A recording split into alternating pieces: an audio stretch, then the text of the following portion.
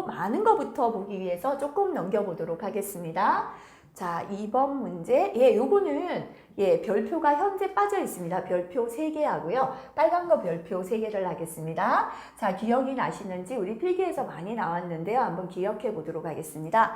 산업재해 중 사망 등 재해 정도가 심하거나 다수의 재해자가 발생한 경우로서 고용노동 불용으로 정하는 재해를 뭐라고 한다? 괄호, 그죠? 이렇게 재해 정도가 심하거나 여러 명의 재해자가 동시에 발생했는 걸 중대재해라 한다. 괄호 비우고 적으셔야 한다면 기억하시고요. 산업안전보건법상에서 중대재해에 해당하는 3가지를 적으시오. 중요합니다. 그죠? 첫 번째, 사람이 사망하면 중대재해인데요. 사망자 몇 명 그랬습니까? 1인 이상 발생. 그죠? 두 번째, 몇 개월 치료받는다 했습니까? 3개월 이상 요양을 요하는 부상자가, 그죠? 자, 몇 명? 동시에 2명입니다. 한 건 사고에서 3개월 이상 요양해야 되는 부상자가 동시에 2명 이상 발생될 때 중대재해다. 그죠? 자, 그 다음에 부상자 또는 반드시 직업성 질병자입니다. 그냥 일반 질병이 아니라 직업으로 인한 질병자죠. 그죠? 동시 10인 이상입니다. 자, 이거를 부상자나 질병자가 10인 이상 하면 점수를 못 받을 수 있습니다. 부상자나 직업성 질병자가 한 건 사고에서 동시 10인이다라는 겁니다. 자, 그러면 이제 가리고 한번 기억해 보겠습니다. 사망자 얼마? 1인 이상 발생. 몇 개월 요양해야 합니까? 3개월 이상 요양을 요하는 부상자는 동시 몇 명? 2인 이상 발생. 부상자나 어떤 질병자입니까? 직업성 질병자가 동시 10인 이상 발생. 이렇게 3가지가 중대재해가 되겠습니다. 자, 그 다음에 3번에 풀프루프와 failsafe를 설명하시오 했는데요. 만약에 문제에 failsafe만 설명하시오 했다면 인간 또는 기계의 실패가 있더라도 이렇게 인간하고 기계를 한꺼번에 넣어주시면 됩니다. 근데 지금처럼 풀프루프와 failsafe를 각각 설명하시오 할 때는 구분하겠습니다. 영어에서 full이다, 그죠? 요거는 뭐라 그랬죠? 바보입니다. 바보. 누가 바보라 그랬습니까? 인간이 실수하면 바보다. 이렇게 연결하자 그랬죠. 그래서 풀프루프는 인간의 실수가 있더라도 안전사고를 발생시키지 않도록 통제를 가하는 것이다 하면 됩니다. fail은 고장이잖아요. 그죠? 그래서 failsafe는 기계의 고장이 있더라도 안전사고를 발생시키지 않도록 통제를 하는 것이다. 이렇게 나누어 설명할 수 있겠습니다. 자, 4번입니다.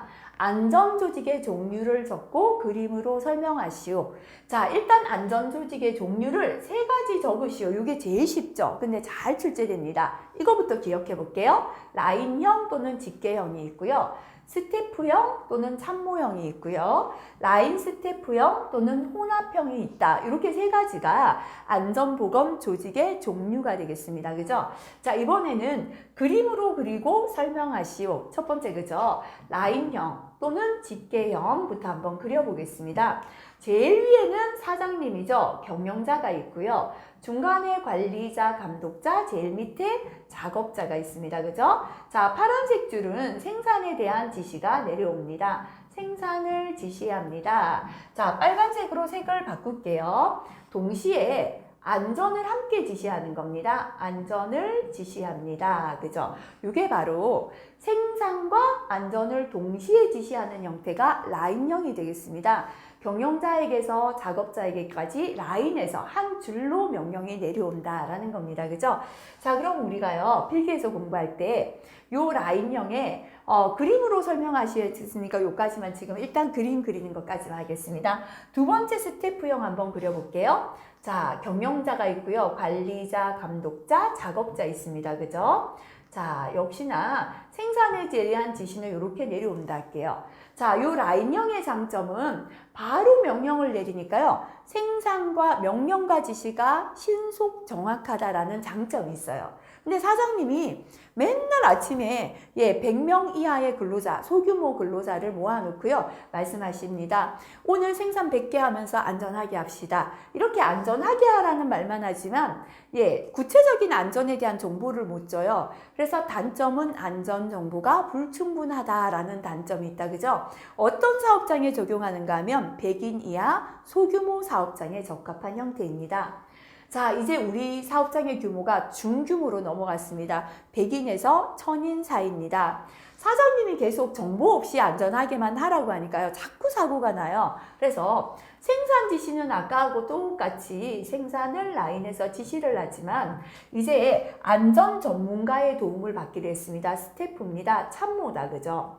자, 그래서 안전을 대행하는 형태다 이렇게 보시면 되겠습니다. 대행기관에 대행을 하면요. 정기적으로 들어와서 정보를 주고 합니다. 그죠? 그래서 경영자에게도 조언을 주고요.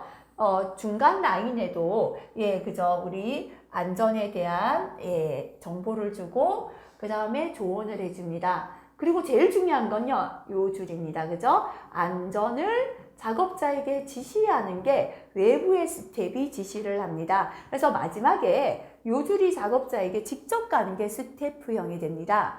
자, 이제 장점은 뭐냐면요. 안전정보 수집이 용이하고 빠르다. 외부 스텝이 들어올 때마다 정보를 주니까 안전정보에 대한 수집이 용이하고 빠른 게 장점입니다. 근데 단점은 뭐냐면 생산에 대한 지시는 라인에서 내려와요. 사장님 명령이니까 안 들으면 안 돼요. 잘리잖아요. 안전은 외부 스텝이 지시합니다. 이러다 보니까 생산과 안전을 별도로 생각하는 단점이 있었던 게 스태프형, 참모형이었습니다. 그죠? 자, 세 번째는 라인 스태프형, 호남형이다. 그죠? 경영자고요. 관리자, 감독자, 작업자가 있습니다. 생산에 대한 지시는 동일하다. 그죠? 생산을 지시합니다. 자, 이렇게 정보가 넘쳐나도요. 외부의 안전 스텝이 안전을 지시하다 보니까 생산과 안전을 별도로 생각하는 단점이 있었어요. 그래서 안전의 지시를 이렇게 라인에서 합니다. 안전 지시. 요거는 뭐죠? 라인형이잖아요. 명령과 지시가 신속하고 좋아졌는 건 빨라졌는 건 좋은데 단점이 안전 정보가 부족했죠. 요 단점을 외부의 스태프가 채워줍니다. 그죠? 경영자에게도 조언과 자문을 주고요. 자, 중간 라인에도 정보를 줘요. 근데 어디가 없어야 되냐면 마지막 줄이 있으면 스태프형이 됩니다. 작업자에게까지는 스텝이 안전을 지시하지 않습니다. 그죠? 이렇게 경영자나 관리자나 감독자에게 조언을 주고 정보를 주고 자문을 준 걸 가지고 라인에서 안전을 지시하는 형태가 라인 스태프형이 되겠습니다. 자, 그래서 이 그림 보시고요. 이렇게 그림으로도 그릴 수 있다면 좋겠습니다. 자, 5번 문제다. 그죠? 안전조직의 종류를 3가지 구분하고 특징을 2가지씩 적으시오. 특징을 적으실 때는 시험에는 장점과 단점을 구분하여 적으시오가 나오기 때문에 아예 장점, 단점 이렇게 구분해서 외운다면 좋겠죠. 그죠? 자, 그러면 안전조직의 종류 좀 전에 제가 그림 그리면서 다 설명드렸는데 한번 기억해 보겠습니다. 첫 번째 라인형 또는 집계형이 있었다. 그죠? 어떤 사업장에 적용할 수 있는가 하면 소규모 사업장 또는 100인 이하 사업장 적용합니다.